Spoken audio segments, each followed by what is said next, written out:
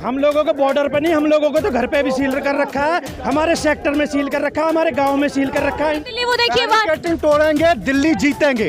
तानाशाही कौन कर रहा है? दिल्ली तो दिल्ली आएंगे। अरे वो तो इसलिए कहते ना कि जब तक ईवीएम बेवफा है, किसानों की बात नहीं करेगा, जो किसानों के साथ नहीं होगा, किसानों का शोषण करेगा, उसे घर भेजने का वापस काम करेंगे। साथ गलत चीजें होती हैं तो फिर पुनः 13 महीने की तरह पुनः आंदोलन होगा। यहाँ हमें क्या मालूम कि ये बेवफाई किसानों से कर जाएंगे, और बेवफाई की बाधा खिलाफ किया, इसलिए फिर का काम किया। आज हमारी जमीन को हड़पने का काम कर रहे हैं। ये किसके लिए कर रहे हैं? बस निजी व्यापारियों के लिए। जो हम लोगों को बॉर्डर पे नहीं, हम लोगों को तो घर पे भी सील कर रखा है, हमारे सेक्टर में सील कर रखा है, हमारे गांव में सील कर रखा है। इन पे तब नहीं रुके, हम दिल्ली जाएंगे। जब तक ये हमारी मांगें पूरी नहीं करेंगे तो हमें जाना पड़ेगा। दिल्ली वो देखिए बात, तोड़ेंगे, दिल्ली जीतेंगे।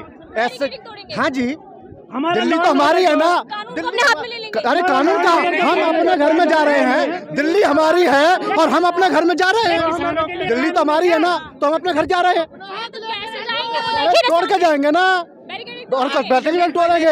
ये तो हमें रोका जा रहा है तानाशाही के दम पर, बैरिकेडिंग के लिए थोड़ी ना है, हिटलरशाही के दम पर हमें रोका जा रहा है। 144 लागू कर, धारा 144 किसानों के लिए लागू है। नेता रैली करेंगे उनके लिए लागू नहीं है। जो भी कानून है, संविधान है, सब किसानों के लिए है। किसान को किसान ही पिटे, किसानों का ही शोषण हो, वो दो बेचेंगे, दो खरीदेंगे। ये कानून देश के किसानों पर थोप दिए जाए, ये सही है? हम जाएंगे दिल्ली, सरकार से वार्तालाप करेंगे, समाधान के लिए जा रहे हैं। सत्र भी चल रहा है। हाँ जी, संसद सत्र भी चल रहा है। संसद सत्र में इसीलिए तो जा रहे हैं, जो सरकारें हमने बनाई हैं उस सरकार से बात करने जा रहे हैं कि जो हमारी समस्या है उसका समाधान किया जाए। हाँ जी, 24 के इलेक्शन आ रहे हैं। 24 के इलेक्शन है तो हम ही तो वोट करेंगे ना, हम ही किसान तो वोट करेंगे। सरकार हम चुनेंगे। सरकार इसलिए चुनेंगे कि हमारा समाधान करे, हमारा सम्मान रखे, हमारी पगड़ी को रखे, हमारी मिट्टी को सुरक्षित करे। ये लोग हमारी मिट्टी के साथ खिलवाड़ कर रहे हैं, हमारी पगड़ी के साथ खिलवाड़ कर रहे हैं। 400 पार होगा इस बार फिर। हाँ जी, 400 पार करेगी मोदी सरकार। अरे 400 पार तो तब करेगी ना जब हम लोग उनके साथ होंगे। अब बताओ, चाहे कुछ भी कहें, वो तो ये 450, वो तो ये भी कहते हैं कि 50 साल तक हम हिंदुस्तान पर राज करेंगे। अरे वो तो इसलिए कहते ना कि जब तक ईवीएम बेवफा है, जब तक ईवीएम का ही तो मसला है। ईवीएम का मसला है ना, लेकिन किसान तो जानता है यहाँ जो हम आए हैं वो मिट्टी का मसला है, धरती का मसला है, पगड़ी का मसला है, समाधान का मसला है और सम्मान का मसला है। कि कांग्रेस जीतती है तो ईवीएम नहीं होता, बीजेपी जीतती है तो ईवीएम हो जाता है। हम ये नहीं, हम तो सिर्फ समाधान लेने आए हैं। हम तो जो हमारे किसानों की बात करेगा वही 400 पार करेगा। जो किसानों की बात नहीं करेगा, जो किसानों के साथ नहीं होगा, किसानों का शोषण करेगा, उसे घर भेजने का वापस काम करेंगे।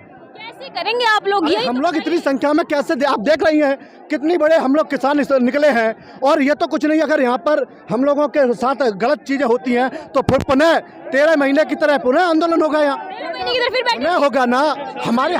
हम तो बहन जी समाधान लेने आए हैं, कोई लड़ने वाले नहीं है। हम तो शांति को जानने वाले लोग हैं, अहिंसा को जानने वाले लोग हैं, गांधी के विचारधारा पर चलने वाले लोग हैं। 2 साल पहले क्यों उठ गए थे आप लोग जब मांगे? नहीं तो हमें आज तक सरकार पर विश्वास किया जाए, सरकार पर विश्वास किया जाए कि नहीं किया जाए। सरकार हमारी, हमें क्या मालूम कि ये बेवफाई किसानों से कर जाएंगे, और बेवफाई की बाधा खिलाफ किया, इसीलिए फिर आ गए। हर तरफ राम नाम हो रहा है। हमारी दिल्ली है। जब दिल्ली में बैठी सरकारें गांव गरीब किसान मजदूरों का शोषण करेंगी तो गांव गरीब किसान मजदूरों की जिम्मेदारी बन जाती है और बढ़ जाती है कि जो सरकारें दिल्ली में हमने चिन्हित करके भेजी हैं, चुन के भेजी हैं, उनसे बात करेंगे, आंख में आंख डाल के बात करेंगे और समाधान लेंगे। हर तरफ जब भी कोई चीज होती है तो आप लोग दिल्ली कूच करने की तो सरकार है, दिल्ली से कानून बनता है, दिल्ली से देश चलता है। देश दिल्ली से चले, हम बंगाल जाएंगे क्या? वादा खिलाफी दिल्ली करती है तो बंगाल क्या जाएंगे हम? आप बताइए। जहां जिस रोग का डॉक्टर होगा उसी डॉक्टर के पास तो हम जाएंगे। ऐसा तो है नहीं है कि बुखार हमें आ रहा है, क्या हमें डेंगू है, मलेरिया है, बुखार है, खांसी की दवा लेने चले जाए। ऐसे कैसे हो जाएगा बहन? सर कानून कहाँ बनते हैं? देश का सदन कहाँ है? देश का एकीकरण कहाँ है? देश का शोषण सरकारें कौन सी करती हैं? केंद्र करती है। तो भाई हम तो वहीं आए हैं।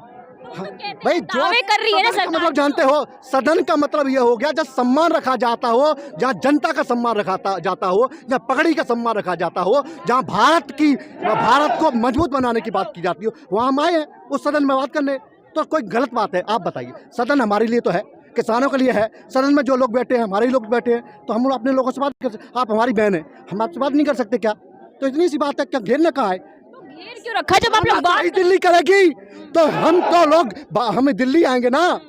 तानाशाही कौन कर रहा है? दिल्ली, तो दिल्ली आएंगे। कहेंगे अभी यहाँ पर आप लोगों को जाने नहीं दिया जा रहा है। देखिए कितनी सारी पुलिस फोर्स लगा दी गई है, महिलाएं सड़कों पर बैठ गई हैं। देखिए, जाने नहीं दिया जा रहा है तो हम लोग उस समुदाय से आने वाले लोग हैं, कमेरा और किसान समुदाय के लोग हैं, जिसने देश को सींचने का काम किया है। तो देश की गलियारों में सुरक्षित रखने का, संविधान को सुरक्षित करने का जिम्मा भी हमारा है। मतलब जिसको हमने सत्ता पे बिठाने का काम हमने किया है, उस सत्ता को खाने का काम भी हम कर सकते हैं।